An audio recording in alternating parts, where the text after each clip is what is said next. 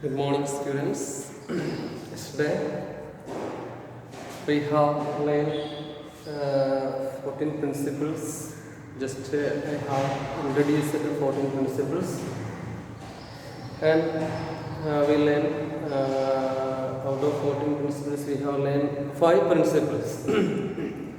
The first one is division of work, and second one is parity between authority and responsibility. Third one, principle. Fourth one, unity of command.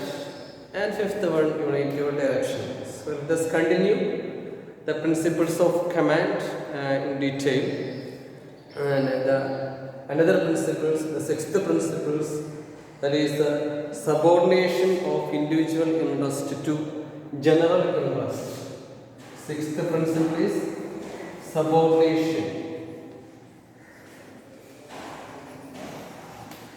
Subordination of individual interest to general interest.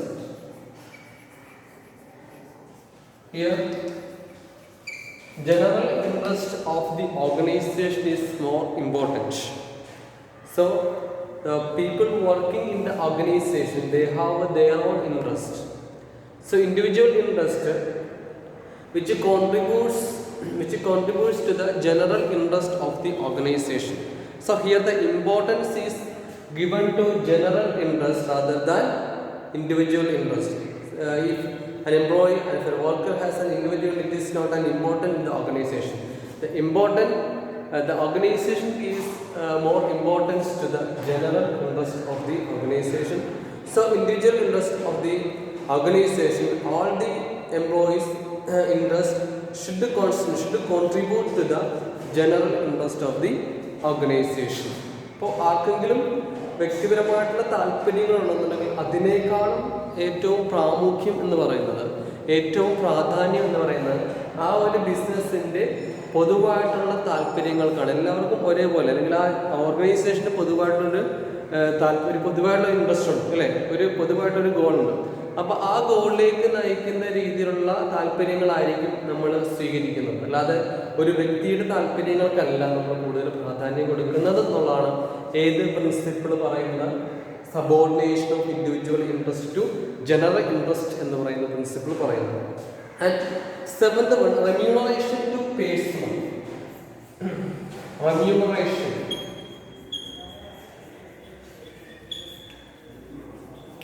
to personal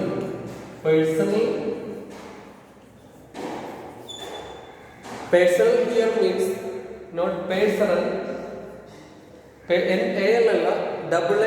personal here means people working in the organization. Here personal spelling is different, PERSON, not NAL, here NNEL. Here personal means people working in the organization. So there are so many people working in the organization. They are known as in different names, as employees, supervisors, clerk. Employees are known as clerk, supervisors, workers, etc. So remuneration here means payment given to the people. അവർക്ക് നൽകുന്ന പാരിതോഷികമാണ്, അല്ലെങ്കിൽ അവർക്ക് നൽകുന്ന അവരുടെ ശമ്പളമോ അല്ലെങ്കിൽ കൂലിക്കൊക്കെയാണ് remuneration, പ്രതിഫലം എന്ന് പറയുന്നത്. പ്രതിഫലമാണ് റെമ്യൂണറേഷൻ എന്നുകൊണ്ട് ഉദ്ദേശിച്ചത്. അപ്പോൾ remuneration to person, these are important principles of management. So they are fairly remunerated. The employees working in the organisation, they are paid based on their work. The remuneration paid based on the time working in the organization or quantity of goods produced in the organization. പല രീതിയിൽ നമ്മൾ remuneration കൊടുക്കാറുണ്ട്. ചിലരെന്തിനായിരിക്കും, ഡേയ്ക്കായിരിക്കും. ഒരു ദിവസം work ചെയ്ത് കഴിഞ്ഞാൽ ഇത്ര കൂലി കൊടുക്കും, അല്ലെങ്കിൽ ഒരു മാസം വർക്ക് ചെയ്ത് കഴിഞ്ഞാൽ ഇത്ര സാലറി കൊടുക്കും. അതല്ലെങ്കിൽ മന്ത്ലി പേയ്മെന്റ് ഉണ്ടാകും അല്ലേ, ഡെയിലി പേയ്മെന്റ് ഉണ്ടാകും, മന്ത്ലി പേയ്മെന്റ് ഉണ്ടാകും. അപ്പോൾ ഈ daily payment, monthly payment fixed ആയിരിക്കും അല്ലെ, സാലറി എന്ന് പറയാം നമുക്ക്. അതിൽ വേരിയേഷൻസ് ഉണ്ടാകത്തില്ല, കൊടുക്കുന്ന റെമ്യൂണറേഷന്, കൊടുക്കുന്ന പ്രതിഫലത്തിന് ഒന്നും ഉണ്ടാകത്തില്ല, വേരിയേഷൻസ് ഉണ്ട്, ഫിക്സഡ് ആയിരിക്കും. പക്ഷെ ഡെയിലി പേയ്മെന്റ്സിനും ചില കേസിൽ വേരിയേഷൻസ് ഉണ്ടാകാം. ചിലപ്പോൾ അവർ എടുക്കുന്ന അല്ലെങ്കിൽ വർക്ക് ചെയ്യുന്ന ടൈമിന്റെ അടിസ്ഥാനത്തിലായി, it is based on the time taken by the employee, time taken by the worker. Here remuneration paid based on the time taken by the employee in the organization. ഇപ്പൊ ഇത്ര മണിക്കൂർ വർക്ക് ചെയ്യുവാണെന്നുണ്ടെങ്കിൽ, 1 മണിക്കൂർ work ചെയ്യുവാണെന്നുണ്ടെങ്കിൽ 20 rupees. അപ്പൊ അങ്ങനെ അയാൾ 5 മണിക്കൂർ work ചെയ്യുവാണെന്നുണ്ടെങ്കിൽ അയാൾക്ക് എത്ര കിട്ടും? 100 രൂപ കിട്ടും. അപ്പോൾ അവിടെ റെമ്യൂണറേഷൻ പേ ചെയ്യുന്നത് ബേസ്ഡ് ഓൺ ടൈം. ചിലപ്പോൾ ക്വാണ്ടിറ്റിയുടെ അടിസ്ഥാനത്തിലാകാം. ക്വാണ്ടിറ്റി 20 യൂണിറ്റ് അല്ലെങ്കിൽ 100 യൂണിറ്റ് പ്രൊഡ്യൂസ് ചെയ്യുകയാണെന്നുണ്ടെങ്കിൽ 200 രൂപ അല്ലേ. So he produces 500 units. ഒരു ദിവസം 500 യൂണിറ്റ് പ്രൊഡ്യൂസ് ചെയ്യുകയാണെന്നുണ്ടെങ്കിൽ, അല്ലെങ്കിൽ പല ദിവസങ്ങളായിട്ട് 500 യൂണിറ്റ് പ്രൊഡ്യൂസ് ചെയ്യുകയാണെന്നുണ്ടെങ്കിൽ അയാൾക്ക് എത്ര കിട്ടും? 500. ഒരു യൂണിറ്റിന്റെ എത്ര? 100 യൂണിറ്റിന് 200 രൂപയാണെന്നുണ്ടെങ്കിൽ 500 യൂണിറ്റിന് അയാൾക്ക് എത്ര കിട്ടും? 1000 രൂപ കിട്ടും. അപ്പോൾ ഈ remuneration is based on quantity. എത്രമാത്രം പ്രൊഡ്യൂസ് ചെയ്തു എന്നതിന്റെ അടിസ്ഥാനത്തിലാണ് റെമ്യൂണറേഷൻ കൊടുക്കുന്നത്. എത്രമാത്രം സമയം വർക്ക് ചെയ്തു എന്നതിന്റെ അടിസ്ഥാനത്തിലാണ് റെമ്യൂണറേഷൻ കൊടുക്കുന്നത്. ചിലപ്പോൾ ഇത് രണ്ടിലായിരിക്കും. ഒരു ദിവസം വർക്ക് രാവിലെ മുതൽ വൈകുന്നേരം വരെ വർക്ക് ചെയ്തു, അവിടെ ടൈമൊന്നും കൺസിഡർ ചെയ്തില്ല, ക്വാണ്ടിറ്റി കൺസിഡർ ചെയ്തില്ല, ആ ഡേയ്ക്ക് ആയിരിക്കും പ്രാധാന്യം കൊടുക്കുന്നത്. അപ്പോൾ ആ ഡേയിൽ വർക്ക് ചെയ്ത് റെമ്യൂണറേഷൻ കൊടുക്കുക, monthly payment. So here remuneration should be fair, reward must be payable. Fair ആയിട്ടുള്ള റിവാർഡ് കൊടുക്കുക എന്നുള്ളതാണ് ഇത് പറയുന്നത്. റെമ്യൂണറേഷൻ ടു പേഴ്സൺ എന്ന് പറഞ്ഞ പ്രിൻസിപ്പിൾ. ഫെയർ റെമ്യൂണറേഷൻ, ഫെയർ ആയിട്ടുള്ള, ആഡിക്വേറ്റ് ആയിട്ടുള്ള, fair and adequate remuneration should be payable to the employees, to the workers. അവർക്ക് ഒരു ഓർഗനൈസേഷനിൽ വർക്ക് ചെയ്യുന്ന വ്യക്തികൾക്ക് ഫെയർ ആയിട്ടുള്ള, ആഡിക്വേറ്റ് ആയിട്ടുള്ള ഇൻസെൻറ്റീവ്സ്, നോൺ ഇൻസെൻറ്റീവ്സ് ഇതെല്ലാം കൊടുക്കണം എന്നുള്ളതാണ് ഏത് പ്രിൻസിപ്പിൾ പറയുന്നത്? റെമ്യൂണറേഷൻ ടു പേഴ്സണൽ എന്ന് പറയുന്ന മാനേജ്മെന്റിന്റെ പ്രിൻസിപ്പിൾ. അപ്പോൾ മാനേജ്മെന്റ് കൺസിഡർ ചെയ്യുന്ന വേറെ അർത്ഥമാണ് ആഡിക്വേറ്റ് റെമ്യൂണറേഷൻ ആർക്ക് കൊടുക്കുക? വ്യക്തികൾക്ക് കൊടുക്കുക, വർക്ക് ചെയ്യുന്ന വ്യക്തികൾക്ക് കൊടുക്കുക. Next principle, the 8th principle is centralization and decentralization. 8th principle, centralization. Centralization and decentralization. Centralization and decentralization. Centralization means concentration of authority only to the top management. Here, subordinates are not participated. Authority is not delegated to the subordinates. Here, the role of subordinate is very low. Here, the role of superior is very high. That is centralization. Centralization എന്ന് പറഞ്ഞു കഴിഞ്ഞാൽ, centralization means authority. Role of authority only was with the superiors. Authority, role of authority. Authorityയുടെ role. Authority was with the top level management. അവർക്ക് മാത്രമായിരിക്കും തീരുമാനങ്ങൾ എടുക്കാനായിട്ട്, എല്ലാ അധികാരങ്ങളും അവർക്ക് മാത്രമേ ഉള്ളൂ. ഓർഡർ പുറപ്പെടുവിക്കാനായിട്ട് അതേപോലുള്ള അധികാരങ്ങൾ, അതോറിറ്റിയുടെ അധികാരങ്ങൾ ആരിൽ മാത്രം കോൺസെൻട്രേറ്റ് ചെയ്യുന്നു? ടോപ്പ് ലെവലിൽ മാത്രം കോൺസെൻട്രേറ്റ് ചെയ്യുന്നു, അല്ലെങ്കിൽ സുപ്പീരിയറിൽ മാത്രം കോൺസെൻട്രേറ്റ് ചെയ്യുന്നു. അപ്പോൾ here role of subordinate is very less. അവർക്ക് അഭിപ്രായങ്ങൾ പറയുവാനായിട്ടോ എന്തെങ്കിലും ചിന്തകൾ പങ്കുവയ്ക്കുവാനായിട്ടോ, ഒരു ബിസിനസ്സിനെ പറ്റി, ആ ബിസിനസ് നടക്കുന്ന പ്രവർത്തനങ്ങളെ പറ്റി എന്തെങ്കിലും രീതിയിൽ അഭിപ്രായങ്ങൾ പറയുവാനോ അല്ലെങ്കിൽ അവരുടെ ആശയങ്ങൾ മുന്നോട്ട് വയ്ക്കുവാനായിട്ടുള്ള അധികാരം ആർക്കില്ല? സബോർഡിനേറ്റ്സിന് ഇല്ല. കാരണം അവർക്ക് അവിടെ റോളില്ല. എല്ലാം സെൻട്രലൈസ് ചെയ്തിരിക്കുന്നത് ആരിലേക്ക് മാത്രമാണ്? സുപ്പീരിയേഴ്സിലേക്ക് മാത്രമാണ്. സുപ്പീരിയർക്കാണ് അവർ പ്രധാനപ്പെട്ട റോൾ. അപ്പോൾ അതോറിറ്റിന്റെ റോൾ ആരിലേക്ക് മാത്രം കോൺസെൻട്രേറ്റ് ചെയ്തിരിക്കുന്നു? ടോപ്പ് ലെവലിലേക്ക് മാത്രം കോൺസെൻട്രേറ്റ് ചെയ്തിരിക്കുന്നു. അപ്പോൾ സെൻട്രലൈസ്ഡ് ആണ്. എന്തിലേക്ക് സെൻട്രലൈസ് ചെയ്തിരിക്കുന്നു? ടോപ്പിലേക്ക് മാത്രം സെൻട്രലൈസ് ചെയ്തിരിക്കുന്നു. അപ്പോൾ സബോർഡിനേറ്റ്സിന് വലിയ റോളില്ല. But decentralisation it gives. Decentralisation അങ്ങനെയല്ല. അതോറിറ്റി എന്ത് ചെയ്യുന്നു? Authority is delegated. Authority is delegated to lower level authority middle ലെവലിലേക്കോ അല്ലെങ്കിൽ ലോവർ ലെവലിലേക്കോ അല്ലെങ്കിൽ സുപ്പീരിയർ സബോർഡിനേറ്റ്സിലേക്ക് എന്ത് ചെയ്യപ്പെടുന്നു? ഡെലിഗേറ്റ് ചെയ്യപ്പെടും, വിതരണം ചെയ്യപ്പെടും അല്ലെ. അവർക്ക് ആ അതോറിറ്റിക്കുള്ള അധികാരം അതോറിറ്റി ആരിലേക്ക് വിതരണം ചെയ്യപ്പെടുന്നു? സബോർഡിനേറ്റ്സിലേക്ക് വിതരണം ചെയ്യും. Delegate the authority is delegated to decentralize ചെയ്യുന്നു. സെൻട്രലൈസ് ചെയ്തിരിക്കുന്ന അതോറിറ്റി എല്ലാം ചെയ്യുന്നത് ഡീസെൻട്രലൈസ് ചെയ്തിരിക്കുന്നു, താഴത്തേക്ക് ഡീസെൻട്രലൈസ് ചെയ്തിരിക്കുന്നു. Here the important of subordinate, here the role of important of subordinate is very necessary. അപ്പോൾ ആരുടെ പ്രാധാന്യം വളരെ പ്രധാനപ്പെട്ടതാണ്? സബോർഡിനേറ്റ്സിന്റെ അഭിപ്രായങ്ങളും അവരുടെ ആശയങ്ങളൊക്കെ നമ്മൾ എന്ത് ചെയ്യുന്നു? We consider the management consider the role of subordinates in the decision making. ആ തീരുമാനങ്ങൾ എടുക്കുന്നതിൽ സബോർഡിനേറ്റ്സിന്റെ റോൾ ആര് പരിഗണിക്കുന്നു? മാനേജ്മെന്റ് പരിഗണിക്കുന്നുണ്ടെങ്കിൽ അതിനെയാണ് എന്ന് പറയുന്നത് ഡീസെൻട്രലൈസേഷൻ ഓഫ് അതോറിറ്റി എന്ന് പറയുന്നത്. ഡീസെൻട്രലൈസേഷൻ. അപ്പോൾ പ്രിൻസിപ്പിൾസ് ഓഫ് മാനേജ്മെന്റിൽ ഏത് പ്രിൻസിപ്പിൾ അഡോപ്റ്റ് ചെയ്യാം? സെൻട്രലൈസേഷൻ എന്ന് പറയുന്ന പ്രിൻസിപ്പിളും അഡോപ്റ്റ് ചെയ്യാം. Some organization they adopt centralization, other organization they adopt decentralization. In my opinion decentralization is more convenient. അതാണ് കൂടുതൽ. കാരണം സബോർഡിനേറ്റ്സിന് കൂടുതൽ പ്രാധാന്യം നമ്മൾ കൊടുക്കുന്നുണ്ടെങ്കിൽ അവർക്ക് ആ ഓർഗനൈസേഷൻ വർക്ക് ചെയ്യാനായിട്ട് കൂടുതൽ താല്പര്യം ഉണ്ടാകും എന്നുള്ളതാണ് ഏതിൻ്റെ പ്രത്യേകത? ഡീസെൻട്രലൈസേഷൻ്റെ പ്രത്യേകത. അപ്പോൾ സെൻട്രലൈസേഷനും അഡോപ്റ്റ് ചെയ്യുന്ന ഓർഗനൈസേഷൻ ഉണ്ട്, ഡീസെൻട്രലൈസേഷൻ അഡോപ്റ്റ് ചെയ്യുന്ന ഓർഗനൈസേഷൻ ഉണ്ട്. Okay, next scalar chain. Scalar chain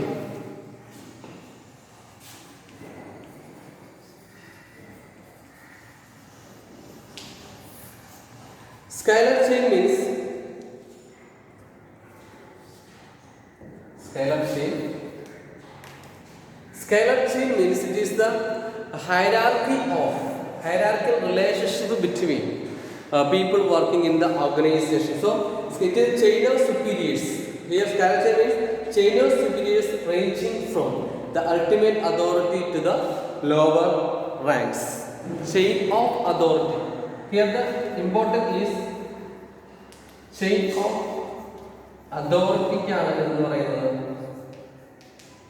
chain of അതോറിറ്റിക്കാണ് സ്കാലർ ചെയിൻ എന്ന് പറയുന്നത്. Here chain of authority ranges from top to bottom അല്ലെ. എങ്ങനെയാണ്? ടോപ്പ് ടു ബോട്ടം ആണ് ആ ചെയിൻ ഓഫ് അതോറിറ്റി എന്ന് പറയുന്നത്. ഏതൊരു ഓർഗനൈസേഷൻ ആണെന്നുണ്ടെങ്കിൽ chain of superiors ranging from the ultimate authority to the lower levels. Here ഒരു പ്രോട്ടോകോൾ ഉണ്ടല്ലേ. നമുക്ക് എപ്പോഴും ഒരു ഹൈറാർക്കിയൽ റിലേഷൻഷിപ്പ്. ഹൈറാർക്കി എന്ന് പറഞ്ഞു കഴിഞ്ഞാൽ അതോറിറ്റിയുടെ ഹൈറാർക്കി ഉണ്ട് ഏതൊരു organisation. അതെങ്ങനെയായിരിക്കും?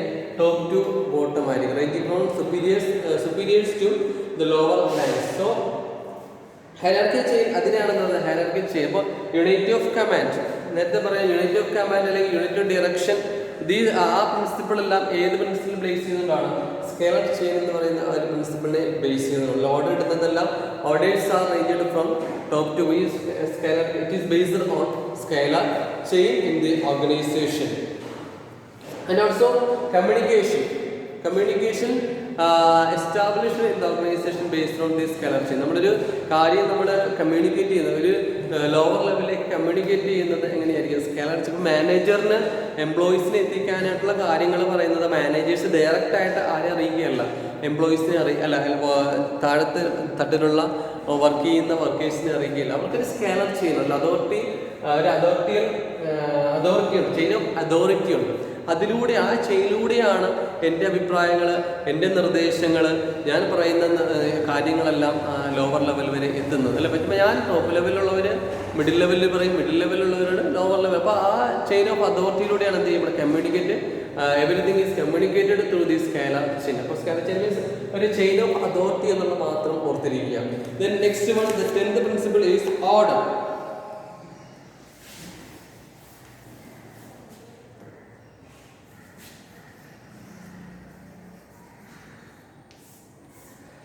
What is order? Order means right man in the right job. Right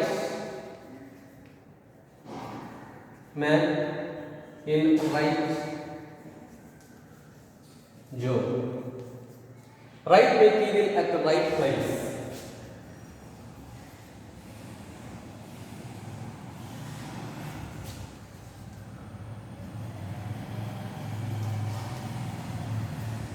right material at right place, അതിനെയാണ് ഓർഡർ എന്ന് പറയുന്നത്.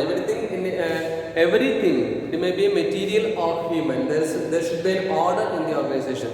ഏതൊരു മെറ്റീരിയൽ ആണെന്നുണ്ടെങ്കിലും വ്യക്തിയാണെന്നുണ്ടെങ്കിലും അവർക്ക് എന്താ ഒരു ഓർഡർ ഉണ്ടായിരിക്കണം. ഓർഡർ ഹിയർ എന്ന് പറയുന്നത് എല്ലാം അതിൻ്റേതായിട്ടുള്ള അതാത് സ്ഥാനങ്ങളിൽ ഇരിക്കണം എന്നുള്ളത്. ഒരു മെറ്റീരിയൽ നമ്മൾ ഒരു ഓർഗനൈസേഷനിൽ കൊണ്ടുവരുവാണെന്ന് അതാത് സാധനം, ഇപ്പോൾ നമ്മൾ ഈ ഒരു ക്ലാസ് റൂമിൽ അല്ലെ, ക്ലാസ് റൂമിൽ ഫാനുകൾ ഫിറ്റ് ചെയ്തിട്ടുണ്ട്, അല്ലെങ്കിൽ ഡെസ്കുകൾ ബെഞ്ചുകളെല്ലാം ഓർഡർ ആയിട്ടുണ്ട്. അപ്പോൾ ഇതെല്ലാം ഡിസോർഡർ ആണെന്നുള്ളത് നമുക്ക് പെട്ടെന്ന് ഡിസോർഡർ ആണോ അല്ലയോ എന്നുള്ളത് നമുക്ക് പെട്ടെന്ന് നോക്കുമ്പോൾ തന്നെ. ഇപ്പോൾ ഫാൻ എന്ന് പറയുന്നത് നമ്മൾ സെൻട്രലൈസ് ചെയ്തിരിക്കണം അല്ലേ, ഇത് രണ്ടിൻ്റെ സെൻറ്റർ. അപ്പോൾ അങ്ങോട്ട് രണ്ട് സൈഡിലേക്ക് മാറ്റിയാണെന്നുണ്ടെങ്കിൽ അതെന്തല്ല, അതിന് ഓർഡറില്ല, ആ മെറ്റീരിയൽ ഇരിക്കുന്നത് ശരിയായിട്ടുള്ള പ്ലേസിൽ അല്ല എന്നുള്ളത് നമുക്ക് പറയാനായിട്ട് സാധിക്കും. സോ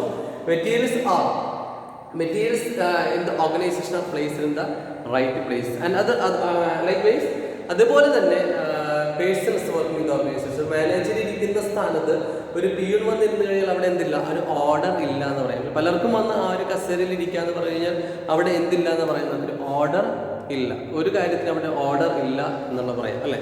അല്ലെങ്കിൽ ഞാൻ ചെയ്യേണ്ട കാര്യങ്ങൾ ഞാൻ തന്നെ ചെയ്യുമ്പോഴാണ് എന്താണ് സിസ്റ്റമാറ്റിക് ആയിട്ടുള്ള ഓർഡർ ആയിട്ട് മാറും. അപ്പോൾ അതാണ് ഓർഡർ എന്ന് പറഞ്ഞാൽ റൈറ്റ് പ്ലേസ്. മെറ്റീരിയൽ എന്ന് പറഞ്ഞു കഴിഞ്ഞാൽ right material at the right place, everything in its right place. Man എന്ന് പറയുന്നത് പീപ്പിൾ എന്ന് പറഞ്ഞു കഴിഞ്ഞാൽ right job, right man in the right job അല്ലേ, right man in the right job, right material in the right place. അതാണ് order എന്നുകൊണ്ട് ഉദ്ദേശിക്കുന്നത്. Okay, അതായത് അലോട്ട് ചെയ്തിരിക്കുന്ന പ്ലേസിൽ അതാത് സ്ഥാനങ്ങളിൽ ആർക്കൊക്കെയാണ് ഏതൊക്കെ മെറ്റീരിയൽ ഏതെല്ലാം സ്ഥാനങ്ങളാണോ, ഏതൊക്കെ വ്യക്തി ഏതെല്ലാം സ്ഥാനങ്ങളാണോ അലോട്ട് ചെയ്തിരിക്കുന്നത് ആ സ്ഥാനത്ത് ഇരിക്കുന്നതിനെയാണ് ഒരു ഓർഗനൈസേഷനിൽ അത് പ്ലേസ് ചെയ്തിരിക്കുന്നതിനെയാണ് എന്ന് പറയുന്നത് ഓർഡർ എന്ന് പറയുന്നത്. So that is the 10th principle. അപ്പോൾ അത്രയും പ്രിൻസിപ്പിൾ ഓർത്തിരിക്കുക. നമുക്ക് അടുത്ത 4 പ്രിൻസിപ്പിൾസ് നമുക്ക് നെക്സ്റ്റ് ക്ലാസ്സിൽ പഠിക്കാം. So today we have learn the remaining 5 principles followed in the last class. Then the remaining principles are: first one, subordination of individual interest to general interest. Subordination of individual interest to general interest പറഞ്ഞാൽ വ്യക്തികളുടെ താല്പര്യങ്ങൾ എന്തിലേക്ക് contribute ചെയ്യുക, general ആയിട്ട് ഇൻട്രസ്റ്റിലേക്ക് contribute ചെയ്യുക എന്നുള്ളതാണ് ആ principle പറയുന്നത്. And പിന്നെ 7th പ്രിൻസിപ്പിൾ പറഞ്ഞത് remuneration to employees. It is fair അല്ല, അഡിക്വേറ്റ് ആയിട്ടുള്ള ഫെയർ ആയിട്ടുള്ള റെമ്യൂണറേഷൻ കൊടുക്കുക, എംപ്ലോയീസിന് കൊടുക്കുക അല്ലെങ്കിൽ വർക്കേഴ്സിന് കൊടുക്കുക. പല രീതിയിൽ അവരുടെ വർക്കിൻ്റെ അടിസ്ഥാനത്തിൽ സാലറി ആയിട്ട് കൊടുക്കാം, അല്ലെങ്കിൽ ക്വാണ്ടിറ്റി പ്രൊഡ്യൂസ് ചെയ്യുന്ന അടിസ്ഥാനത്തിൽ കൊടുക്കാം, അല്ലെങ്കിൽ എത്ര ടൈം വർക്ക് ചെയ്തതിൻ്റെ അടിസ്ഥാനത്തിലാണ് നമ്മൾ എന്ത് കൊടുക്കാം, റെമ്യൂണറേഷൻ പേയ്മെൻറ്റ് ചെയ്തേക്കാം. പിന്നെ പറയുന്നത് centralisation and decentralisation. Centralisation means authority centralised only the top. Authority centralise ചെയ്തിരിക്കുന്നു, ടോപ്പ് ലെവലിലേക്ക് സെൻട്രലൈസ് ചെയ്തിരിക്കുന്നു. അവിടെ തീരുമാനങ്ങൾ എടുക്കുന്നത്, അഭിപ്രായങ്ങൾ പറയുന്നത്, ഐഡിയകൾ കൊണ്ടുവരുന്നത് ആര് മാത്രം, ടോപ്പ് ലെവൽ മാത്രം. ഡീസെൻട്രലൈസേഷൻ എന്ന് പറഞ്ഞാൽ അതോറിറ്റീസ് ഡെലിഗേറ്റഡ് ടു സബോർഡിനേറ്റ്സിന് അതോറിറ്റി വിഭജിച്ചു കൊടുക്കുന്നു. അവിടെ സബോർഡിനേറ്റ്സിന് തീരുമാനങ്ങൾ എടുക്കാനായിട്ട് അഭിപ്രായങ്ങൾ പറയാനുള്ള ഒരു ഓപ്പർച്യൂണിറ്റി കിട്ടുന്നു. അത് കൂടുതൽ ബിസിനസിന്റെ ഓവറോൾ ഒബ്ജക്റ്റീവ്സ് അറ്റൈൻ ചെയ്യാനായിട്ട് അവരെ ഇൻസ്പയർ ചെയ്യുന്നു. അതാണ് ഡീസെൻട്രലൈസേഷൻ പ്രിൻസിപ്പിൾ പറയുന്നത്. പിന്നെ പറയുന്നത് സ്കെലർ ചെയിൻ എന്ന് പറഞ്ഞാൽ